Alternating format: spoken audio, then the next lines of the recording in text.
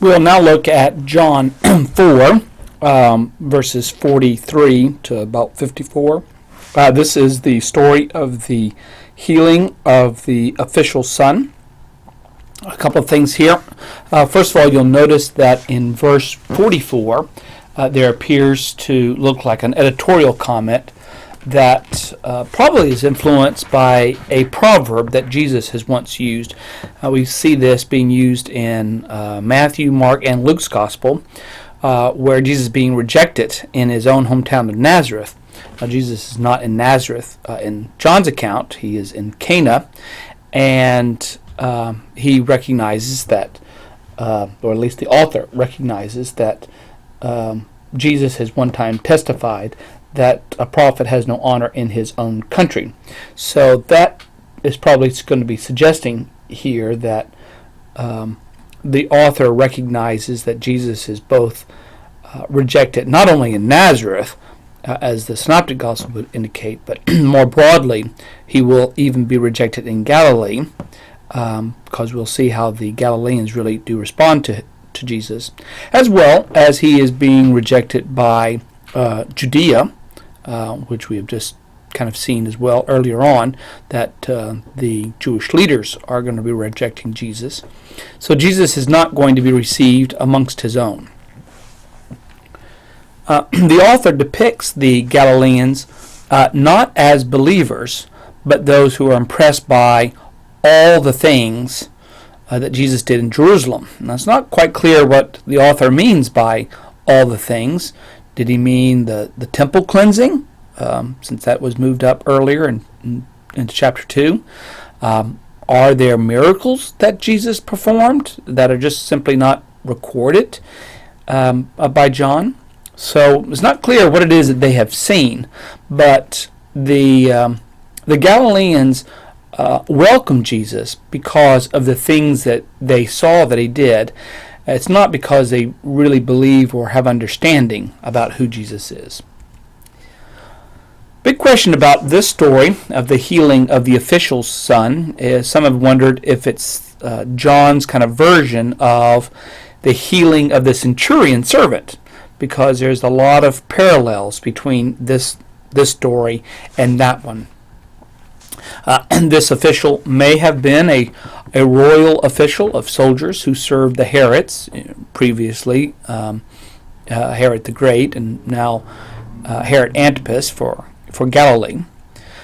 It certainly is not clear, though, whether or not we are to think that this royal officer is a Gentile or not. I guess you could have an officer who is Jewish, but that would probably be highly unusual, since Jews would not want to be soldiers, first of all, inflicting punishment on other Jews, but also Romans would not want to conscript Jews because of any observant Jew who would want to recognize the Sabbath or observe the Sabbath. So it's not clear that, like the centurion in Matthew and Luke, that this person is a Gentile.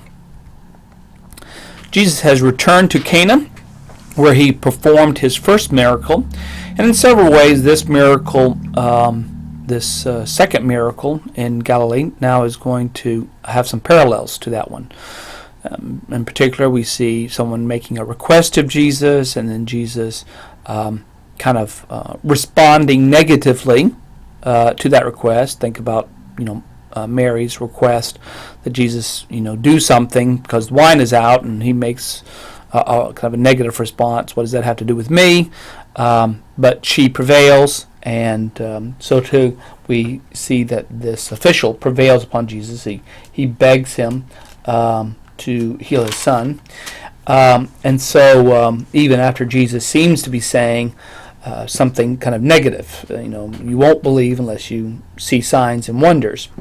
Of course, the you in Greek there in verse 48 is a plural you, and so sometimes translators will help note that this is a plural. So Jesus has more in mind with the you than simply this one official. The official has faith in Jesus, certainly, to come and believe that he can perform a miracle. But although it is not completely rejected in verse 48, it does seem to be a kind of inadequate faith. In the end, however, the official will trust Jesus' claim to have healed his son, even though he has not seen evidence of it. And so just because he will tell him, go home, your son will live, the man believed that and went, and he set off home. But he is met on his way home and told that his son will live. And so once he hears from his servants that his son is well, and at what time he started to recover, he and his household believed. And so this again is based upon the miracle that was performed. This is labeled then as the second sign.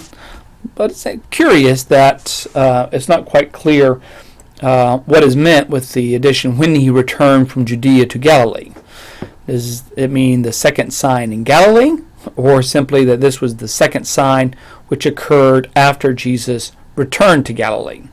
And most likely is probably that the author is thinking this as the second sign, not a denial that other miracles had been performed, but that as far as the reader is concerned, this is the second sign the author wants to give special attention to, the one that points to the reality of Jesus' identity.